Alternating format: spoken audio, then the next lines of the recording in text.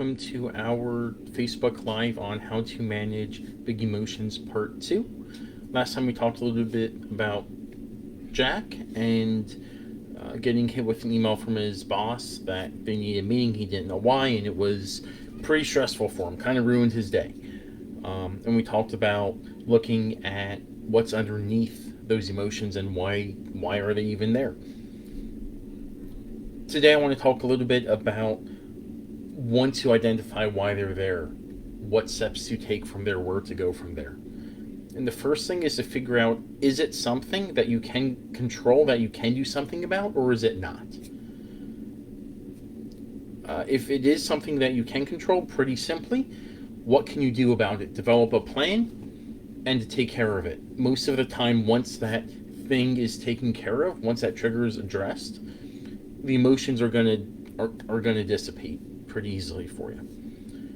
If you can't do something about it, though, that's where things like coping skills and acceptance and maybe even just removing yourself from that situation can be very helpful.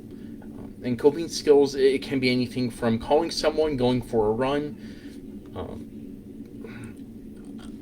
a hobby. There's a whole number of things. Just what's something that you can do to help make that situation a little bit easier for you. And coping skills can very much vary based on where you're at. Coping skills available at work are going to be different than at home, different than if you're driving down the road. But what can you do in that moment to help reduce the impact to you for whatever that stressful thing is? And next time we'll talk a little bit more about what to do and how you can effectively manage things if it's not something that you can control.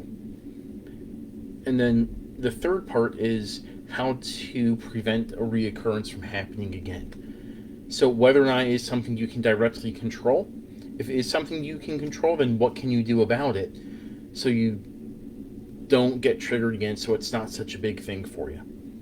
If it is, even if it's something outside of your control, is there anything you can do to maybe change the circumstances so the impact would be less to you, or to in some way remove yourself from the chances of that happening again?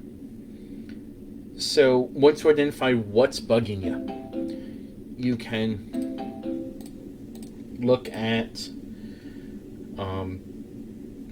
if it is something you can control, what's your plan, and go accomplish it. If it's not something you can control, things like acceptance and coping skills and maybe even just removing yourself from the situation can help. And then the third step is, how can you prevent that from happening again in the future?